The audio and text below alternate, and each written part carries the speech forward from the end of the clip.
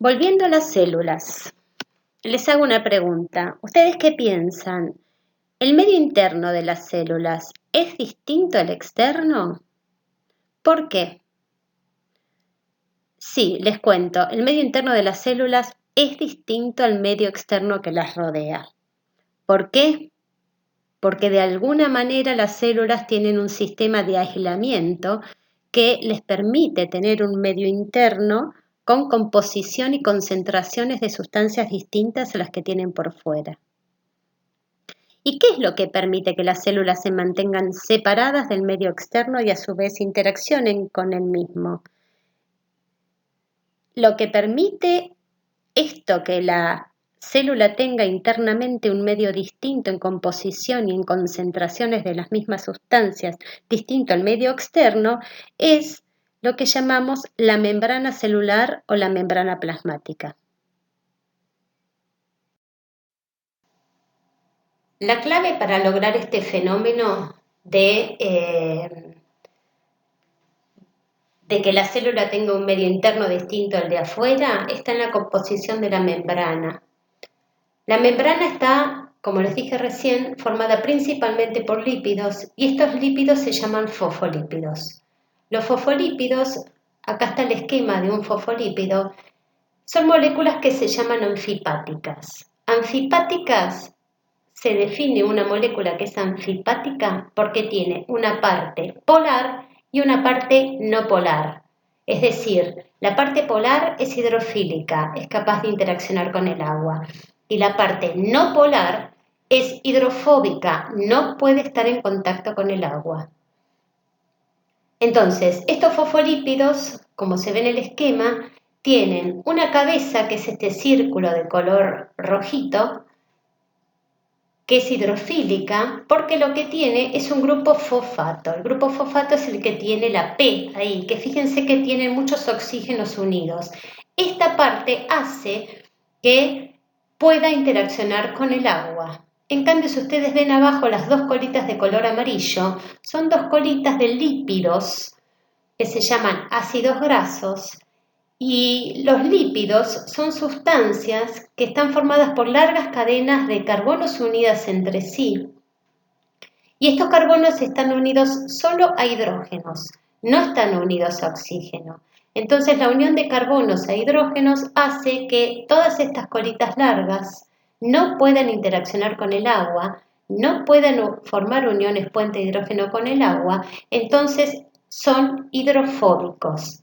Entonces, si vuelven a mirar esta molécula, van a ver que la cabeza del fosfolípido, donde está el fosfato, es una cabeza hidrofílica que puede interaccionar con el agua, y la cola, formada por ácidos grasos, se dice que es una cola hidrofóbica. Entonces, como estos fosfolípidos se organizan en bicapas, van a ver que una capa de fosfolípidos que están en filas uno al lado del otro, tienen todas las cabezas hidrofílicas mirando hacia afuera de la célula, en contacto con el agua del medio externo, y la otra capa de fosfolípidos tienen también las cabezas apuntando hacia el medio interno de la célula, también en contacto con el medio acuoso interno de la célula. De esta manera, con esta disposición de los fosfolípidos, queda en el medio de la bicapa todas las colitas de ácidos grasos en un ambiente hidrofóbico. Ahí en el medio no hay agua y no hay interacción con el agua. Además, ustedes pueden ver entre medio de las colas hidrofóbicas de estos fosfolípidos que hay unas estructuras que son moléculas de colesterol. El colesterol también es un lípido y al ser un lípido es hidrofóbico y por eso puede estar entre medio de las colitas, fuera del alcance del agua. Como pueden ver en esta diapositiva, acá hay ejemplos de distintos lípidos, ¿sí? Está el glicerol, hay ácidos grasos libres, está el fosfolípido, hay triglicéridos, hay colesterol, hay eicosanoides. Todos estos pertenecen a un grupo de biomoléculas llamadas lípidos. ¿Cuáles son las características generales de los lípidos, de esta biomolécula tan importante? La principal es que no son moléculas polares. ¿Qué quiere decir? Que son insolubles en agua, o sea que son hidrofóbicas. Son un grupo heterogéneo porque tienen estructuras químicas muy distintas entre sí. Y dentro de los lípidos vamos a encontrar grasas, aceites, ceras y también los fosfolípidos que, a diferencia de todos los demás lípidos, es una molécula que es anfipática, como lo nombramos hace un rato. Acá están enumeradas las principales funciones de los lípidos. La principal función es reserva energética. La forma de guardar energía, de almacenarla, es en triglicéridos, que por ejemplo son grasas y aceites. Esta energía se dice que es una reserva energética a largo plazo porque cuando uno se termina los azúcares de consumir, uno empieza a consumir las grasas, por ejemplo, del cuerpo. Otras funciones de los lípidos son hormonas. Los esteroides son hormonas, funcionan como hormonas y son de origen lipídico. También hay vitaminas que son lípidos.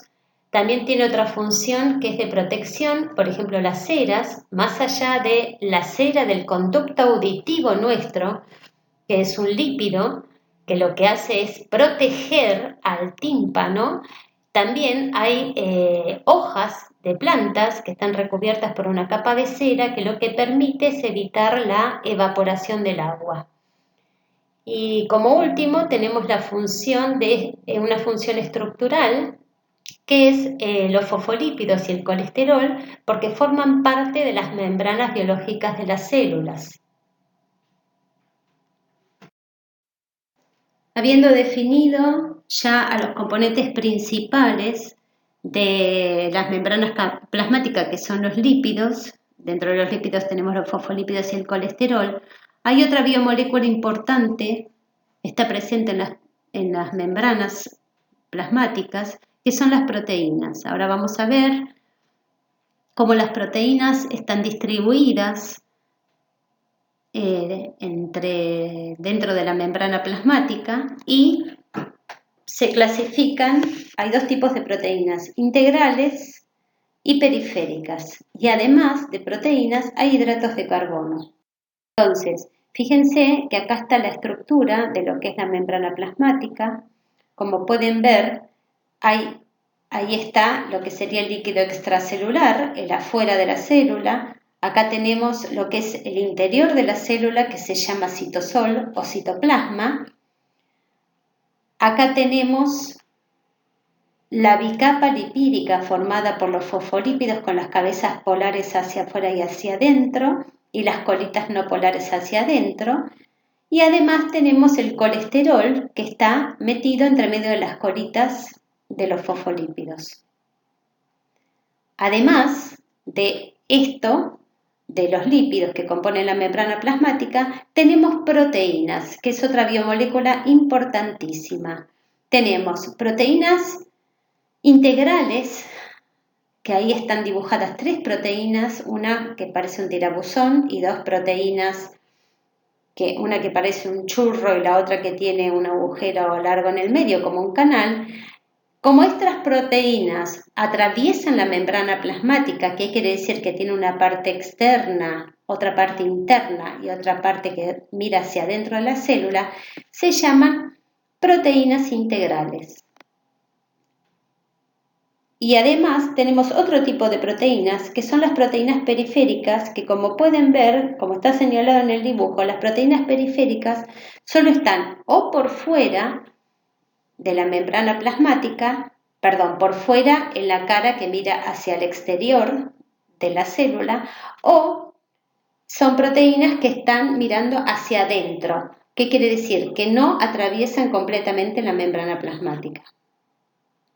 Y además tenemos un tercer grupo de componentes de la membrana celular que es otra biomolécula importantísima, que son hidratos de carbono. Acá está marcado como glucolípido o glucoproteína, porque esas bolitas que ven unas unidas al lado de la otra, que están marcadas en la diapositiva como violetas, son hidratos de carbono unidos a, ya sea a los lípidos, a los fosfolípidos, formando glucolípidos, o a hidratos de carbono que están unidos a las proteínas, formando lo que se llama glucoproteínas.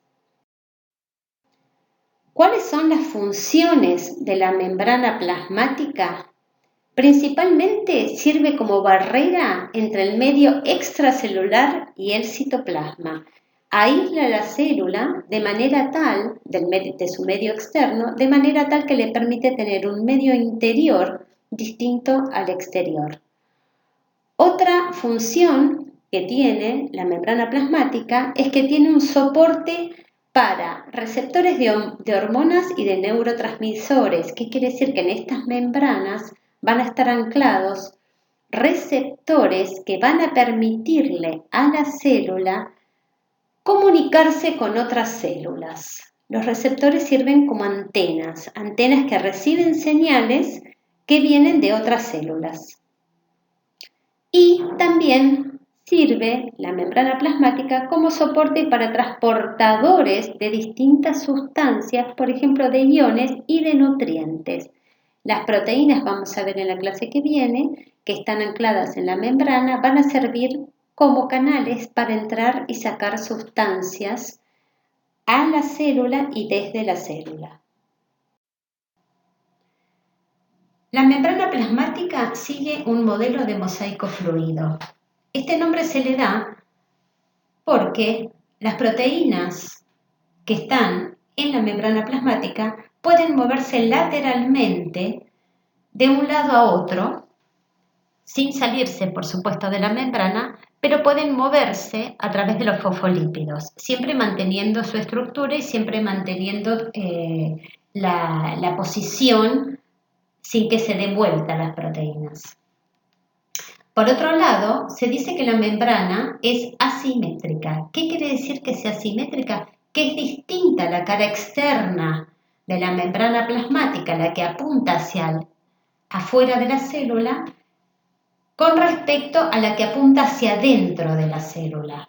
Y esto está dado por dos tipos de moléculas. Una es porque si ustedes observen en la diapositiva van a ver que los hidratos de carbono solo miran o solo están presentes en la cara externa de la membrana plasmática y no en la interna. Entonces, esto hace que las dos caras sean distintas y además otro componente que aporta esta asimetría son las proteínas. Hay proteínas que están por fuera en la cara externa de la membrana plasmática que no están del lado interno. Y la tercera característica principal es que esta membrana plasmática o membrana celular es semipermeable. Con esta composición tan particular de la membrana plasmática, que por fuera y por la cara que apunta hacia afuera es hidrofílica y la cara que apunta hacia adentro también es hidrofílica, pero el interior de la membrana es un ambiente totalmente hidrofóbico, las sustancias que están afuera y adentro no van a poder atravesar esta membrana libremente. Solo va a poder atravesar la membrana sustancias específicas a través, por ejemplo, de esas proteínas integrales. Pero el tema del transporte a través de la membrana lo vamos a ver más adelante en otra clase. Pero bueno, sepan ustedes, y esto es importante, que las tres principales características de la membrana es que es fluida, es que es asimétrica y es también semipermeable.